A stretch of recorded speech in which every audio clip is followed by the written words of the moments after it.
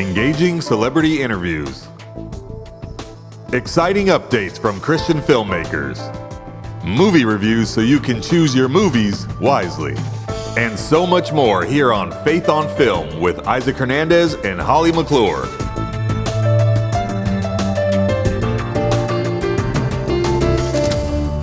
Hello, everyone, and welcome to this week's episode of Faith on Film. How you doing, Holly? Doing great, Isaac. Always good to be with you. And actually, this is one of those shows I love. We're going to talk about movies today. Well, yeah, I love it. It's just going to be you and me. But, this really gives us an opportunity to sometimes get into not just one movie, where we will talk about one movie and have a guest, but we get to talk about a lot of different movies because there's a lot of movies coming out for the rest of this year, isn't there? There is a lot of movies coming out for the rest of the year, especially with the holidays. That's when Hollywood takes their bigger films and puts them into the box office and screen. They're either trying to get up for Oscar awards, and that's why they're trying to get them in before the end of the year. But also it's the time when people go to movies. So we've selected 4 movies, the best Christmas pageant ever, Bonhoeffer, The Carpenter, and Conclave, that are PG-13 friendly, that people can, it's not for kids necessarily, so listen to our talk about it. You'll find out what's good for kids, what's good for adults.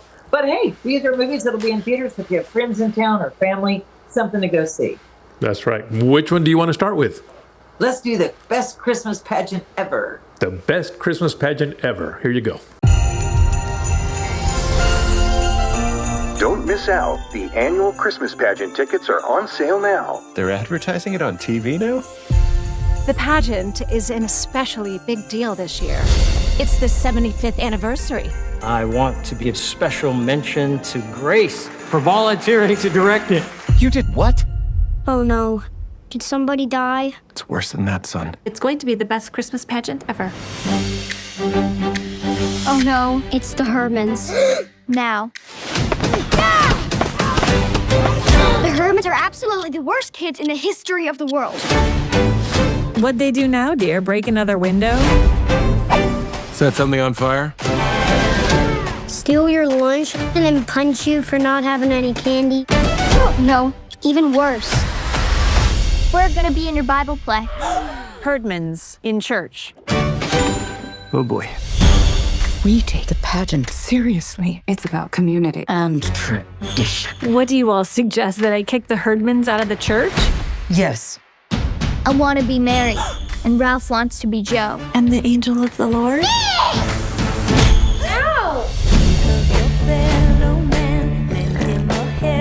The Herdmans shouldn't be here. They're a poor influence.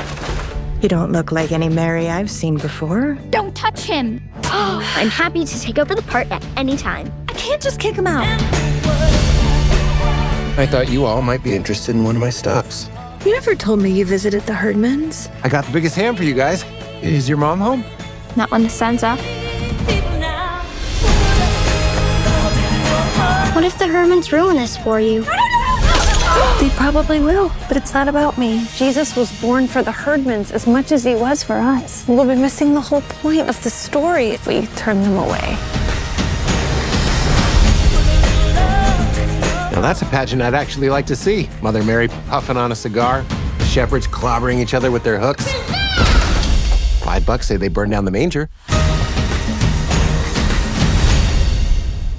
Holly, we actually did get a chance to interview, you got a chance to interview Dallas and Kevin about the movie, but it was such a short interview. Didn't really get a chance to talk much about the movie itself. So you know what? Tell us all about the movie and how you liked it. It was a very different kind of movie.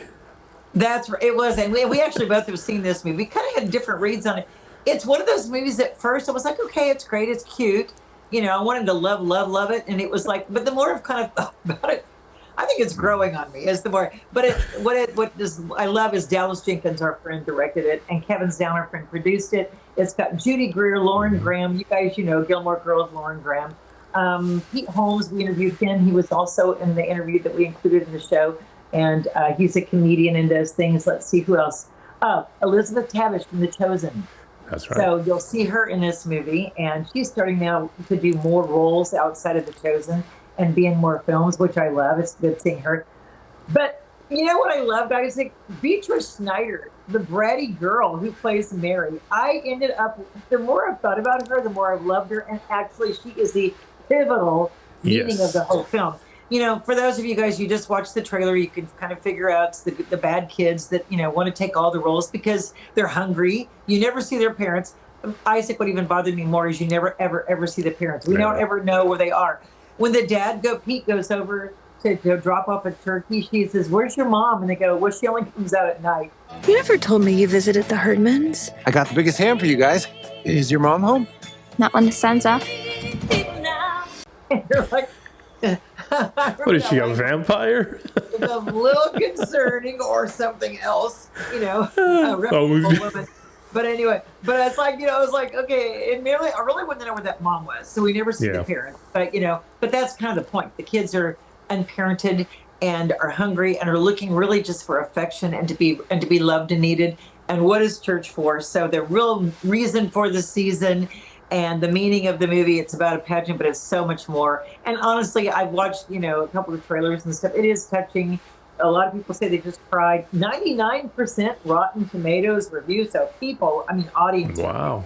The people love it, Isaac. The people are really getting great feedback from it. The book is 50 years old. So it was written at a different time. And you kind of see that reflected in the coloring, the 70s, the color. They didn't want to like label it, but you kind of get that impression with the clothing style, the colors, the fashion, the way things were done. It's that old, like Pete said, that old-timey Christian Christmas feeling. He said he loves set decorations. That was his favorite part of the role because it was like warmed him up. It made him think of Christmas, and it's so true. But I think overall, I mean, what would you say? Kids 6, maybe 5, 6? I would say so. Now, you said something very interesting. You said how you really love that girl, which basically she was the antagonist of the movie, right? She was the bad girl. And it just reminded me of a movie where we tend to like the antagonist, or in this case, let's say the bad person in the movie. It reminded me of Ocean's 11, where we were rooting for the criminals. You know, that's one thing that I thought of. And that was the trend that came in the 90s, and it kind of started taking over, was the sub-hero, the one that's the anti-hero, that you're starting to root for the person who's robbing, but you like him because, like you said, Ocean's 8 and 11 and all those, you know, 11, 12, all those movies. All the Oceans. All the Oceans. You root for them because you like those guys, and they're kind of doing it. They're the Robin Hood, you know. Exactly. Well, Beatrice, you know, plays Imogene, I think is her name, and it's just this girl who's so brutal, such a bully. But she's this older sister. She's the protector. She's the family, and so through the story of playing Mary, she realizes how Mary's cradling that baby and Mary's protecting that baby, and she took on this whole understanding of what a responsibility it was for Mary to bring Jesus into this world. And that's the subliminal thing you get from the message, but that's what the adults will see. And I thought that was so touching, and it's what makes that character even warmer and sweeter. And, you know, all the kids, you know, as a parent and a grandparent, I would no more allow that brattiness, and they wouldn't have been the same, they would have had a whole different reaction from Holly. But, but it was funny. But I think that's why I liked her also as in the movie is I have a tendency of seeing the good in people, even when they're really, and trust me, I've worked with really bad people, but I see that there's, even if it's just a little tiny bit of good in them, that's what I focus on. And I think that's why I liked this particular character, because I somehow felt there is something good there and she just needs it to come out. And the way to get it out is by loving on her. And I don't want to give the movie for those who haven't seen it yet, but it really, I enjoyed the movie a lot. And it's accepting. It was accepting them. And they were just hungry, and they came in and they were the bad, but the kids and the town didn't want to accept them. No one wanted them there. The church didn't want him. Nobody wanted him in this play. It was going to ruin everything. What do you all suggest, that I kick the Herdmans out of the church? Yes. But it was that acceptance, and it was like, what's church for? And what's the real reason for this season and doing that? So you will see all of that in the film. And again, it's coming out. And by the time people see this show, it may already be out. And it will definitely be one of those that I'm sure every Christmas it's going to come around and be one of those Christmas classics. Very much so, just like the movie Elf that I watch every year. And speaking of Elf, should we move on to maybe Bonhoeffer? Not that one has to do with the other, but apparently the director of Bonhoeffer, who we're really hoping to have soon on the show, also was the producer of Elf. He was the writer and producer of Bonhoeffer, Todd Carmenicki. And that's a pretty big deal to write and direct that big of a film. Yeah. And so we'll be interviewing him about that. But, Bonhoeffer, yes, and he did produce Elf, so he did have that in common.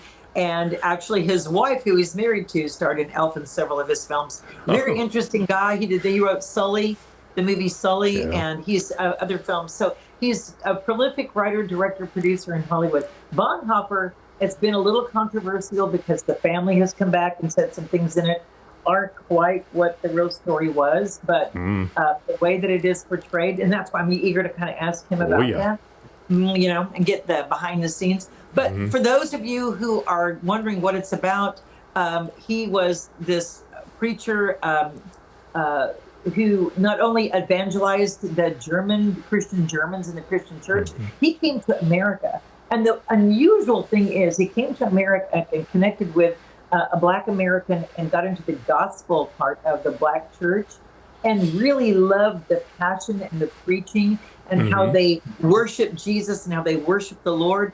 And he, coming from a very dry German culture where that just really wasn't part of their worship service, I love how they showed that he went back and tried to incorporate some of that lifeblood and passion into his ministry.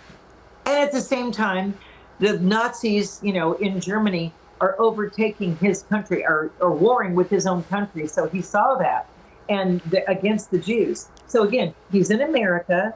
He's at a place that they show where he goes with a friend of his to a hotel to check in. The guy won't check in the Black guy to the hotel. And because Bonhoeffer was with him and tried to check in, he gets hit and insulted. And that was his first reality of prejudice and discrimination. So he has that introduction in America. Then he goes to Germany, back home, and then he sees it happening to the Jews in his own country. So there's that whole fight for, wait a minute, and fighting against what's happening with the Jews and trying to rally the German church to protect the Jewish people and take up for them, which at that time was very hard. And it goes into a whole war theme. So it has faith elements to it and faith-based elements, Christian elements to it. But it really is about what was going on in Nazi Germany. And there's some hard scenes to watch in there. Well, I'll tell you what, let's take a look at the trailer so people have a little bit of an idea of what we're talking about. Hitler has captured the nation's imagination, Dietrich. Bravery is a rare commodity. You will go to England as our spy. What good is the church if it doesn't speak for the victims of the state? The church's job is to kindle peace, peacefully. Oh, you mean silently? I need you to understand that your life will not be the same after I speak these words. We have devised a plot to assassinate the Führer.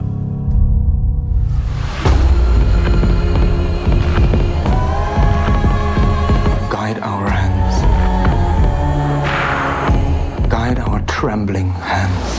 God sent Germany a true savior! Our silence in the face of evil is itself evil. Words aren't words anymore, Dietrich. They're nooses, bullets. This is a trigger that cannot be unpulled. Will God forgive us if we do this? Will He forgive us if we don't?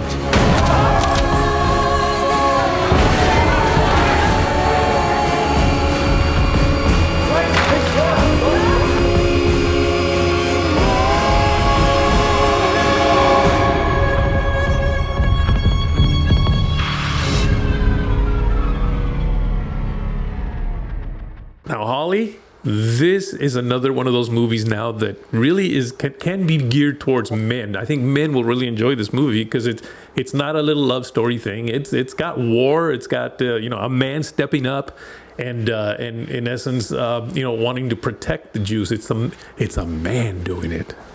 It is, and it was a godly man doing it. And godly I man. showed the fact that he stood up for his faith, and he got bolder and bolder as it went on. And he paid the price. Ultimately, he paid the price with his life. Yeah, you know, it was a sacrifice. But I mean, he stood for what God was telling him to do.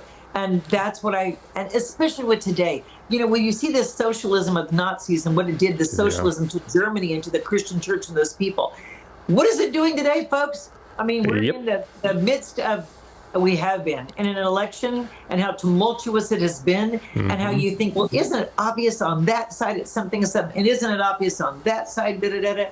But I'm so surprised how socialism has crept into our politics, our church, our churches.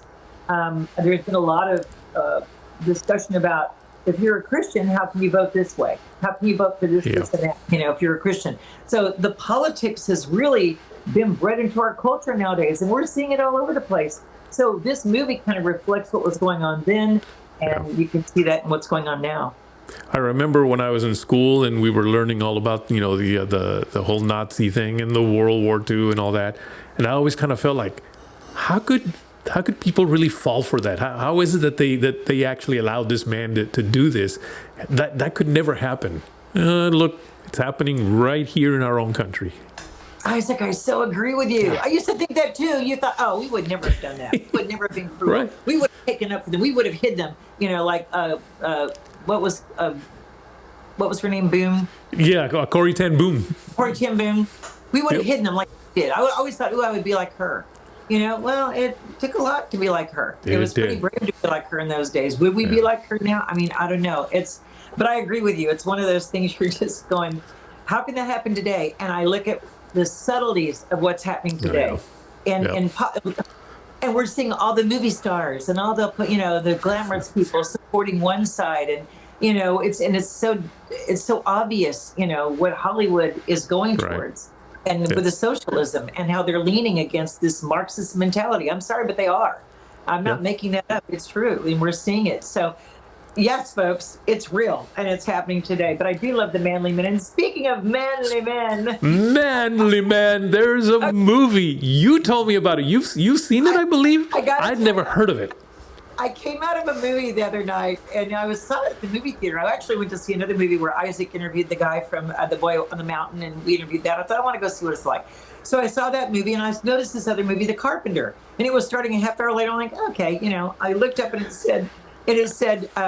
you know, a Viking son is raised by a carpenter and goes to apprentice with Jesus. And I'm like, wait, what? I was laughing, going, this has got to be a joke. So I thought, you know what? I'm going to go see this just because it's got to be a joke.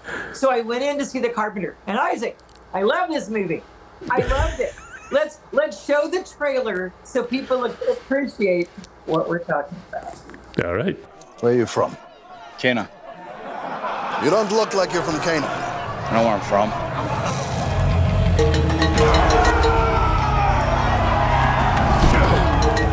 You have to weaken them all, and you win the fight. You cannot fight only with your fists. You must use this organ, too. You're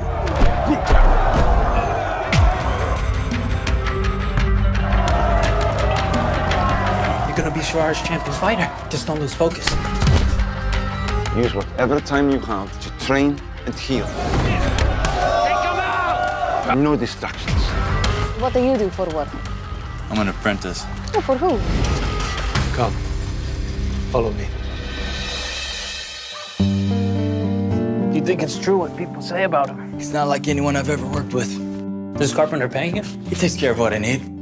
There are many good life lessons to be learned from sport. If this is your gift, can you cultivate it to positively affect those around you? To let your light shine? Jerusalem Invitational, 400 denarii.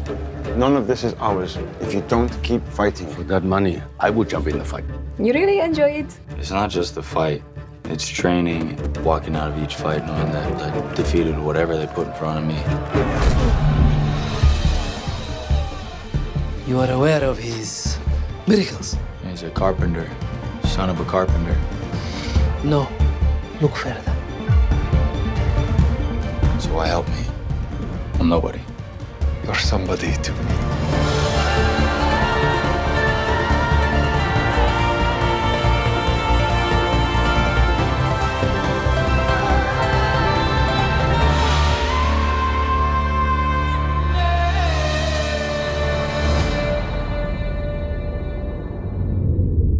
Okay, Holly. Now I know I've mentioned this before. This confession that I'm a manly man. Okay, don't get me wrong. I'm a manly man, but I've never been into the fighting. The boxing and the MMA and all that stuff. But this piqued my interest. Well, I watched the movie, and while I'm watching, I literally pulled my phone up and Googled, was there boxing in Jesus' day? Because I couldn't believe. I'm like, okay, if they stretched this so out, and I found out there was. It was a sport. It was a Roman sport. Boxing was a Roman sport. And this movie is about this kid when he's young. He gets, his parents are killed. He gets abandoned, picked up, and this man raises him as his own with a brother, stepbrother Levi. And it turns out they're real brothers in real life. It's Cameron Craig, if you want to read this, Cameron Craig and Colin Krebs. Okay, they're brothers in real life, but they look completely different. One's red hair, one's dark hair. And then how they're raised, and their father's a carpenter, and he's raising this town. And then the father dies from an injury, but before he dies, he says, take your mother to Nazareth and go find the carpenter there. And a carpenter, go apprentice to that carpenter while you're fighting. Now, the deal is, this guy was winning in his area all the fights, but the bigger fight was in Nazareth, and then the really big fight was in Rome. So he went to Nazareth, started becoming known there, and met Jesus in the year 29 AD, so that he could apprentice with him in 29 AD. And during that year, they show his struggle and how he becomes a famous fighter, and then how he finds a woman he wants to marry who had already been married to her husband who died. So it was a sweet story of, bringing people together. And then how he goes for the big fight, and Jesus encourages them. But then Jesus goes away. And so he tells them something when he goes away, which I don't want to give away because it's such a big part of the movie. But he gives them an assignment before he leaves. He said, I will contact you in 3 years for this assignment. And so he tells them what he wants them to make and do. And then he's gone. They show his rise to fame. It's just such a good movie. I'm telling you, I was just so surprised how in-depth it was and how it was, it's kind of like when you watch The Chosen. Okay, some of those things are real, they happen in the Bible, and some of them Dallas has taken liberty with and created characters, and you're like, okay, that wasn't a real character, but I'll buy it because it's for that time. That's what this is like. And I'm sorry, I loved it. It's got to be PG-13, sure it is, because of all the fighting. But I mean, there's some really good fights in there. Did you watch them? Well, yeah, and it's funny because you say it's a sweet story, and I'm thinking, where's sweet? My goodness, what I saw is guy punching the other guy in the face, but again, guys are gonna love it. Guys are gonna love it because it is not soft fighting. It is like real combat fight. And in those days, they were challenged. So they had big guys who had lifted weights and who had done. It wasn't like the little. And you know what I love? I love the fact that Jesus had big hands and muscles. He was a carpenter, Isaac. That's right. He'd been doing carpentry work. Okay. And it's Holly. But he was going around Nazareth repairing things for people because he was the carpenter. So he would repair a gate or a door or help some.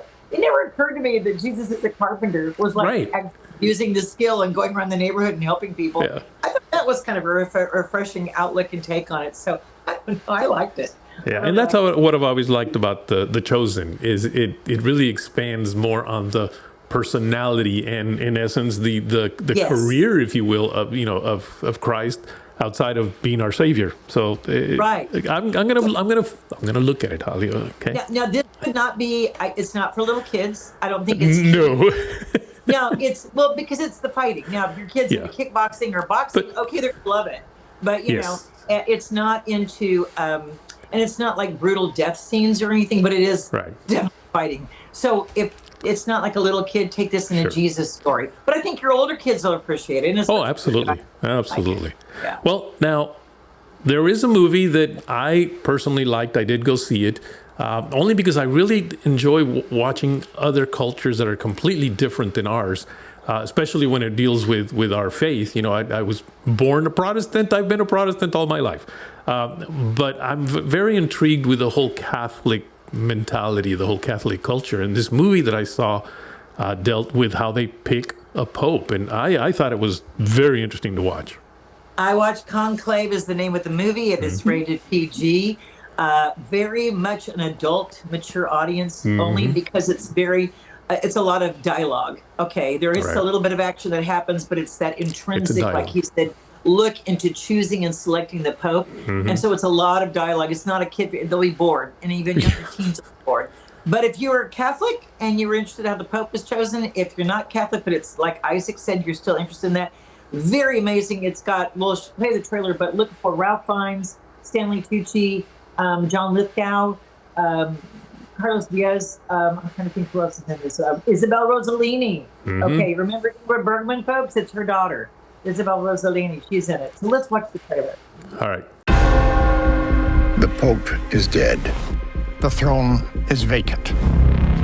The conclave begins now. We're about to choose the most famous man in the world. And 1.25 billion souls watching. I'd say this is a pretty fair vision of hell. Well, don't be blasphemous, Ray. Hell arrives tomorrow when we bring in the cardinals. No sane man would want the papacy. Some of our colleagues seem to want it. Another cardinal has just turned up. He was never on our list. He has to be an imposter. You look anxious. Everything under control.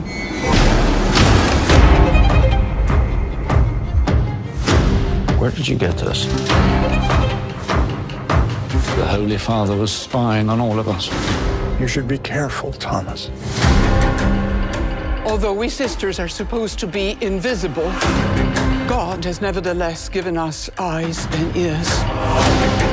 What did you discuss with the Holy Father in that final meeting? Arrangements were made in Paris. I should pretend this conversation never took place. But it has taken place.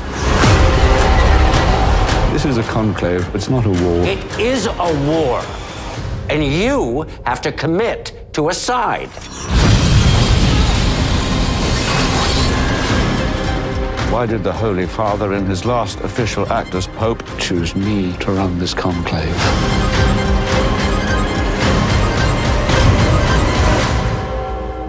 The reasons would become clear soon enough. Well, Holly, definitely a different kind of movie there. Again, I loved it just because of the whole culture that I've never been a part of. Right, and for a lot of Catholics, you're going to enjoy this movie again because it's part of your church. But it's an interesting ending. I just want to say this. Very unusual, different, not what you're going to expect, not what you think is going to happen ending. So it's actually a thriller. It's dramatic. It's got some bombing in there. So this isn't just a little peaceful film. It's got a lot of stuff in it. But again, let us know what you think. But it's fun today, Isaac. I love talking about it. Was films. Speaking of ending, we've pretty much reached the ending of our show. We have, but we've given great movies and information for people to check out and go see with your families and friends over the next few weeks, and we hope you enjoy all these movies. Absolutely, and don't forget to visit our website, faithonfilmtv.com. That's faithonfilmtv.com. All right, until next week, take care. Bye-bye. God bless.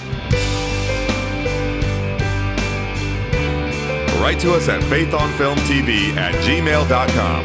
That's faithonfilmtv@gmail.com. Follow us on Facebook, Instagram, and Twitter at Faith on Film TV. Also, go to our YouTube channel, Faith on Film TV, and hit the subscribe button and the bell for notifications on our latest Faith on Film shows.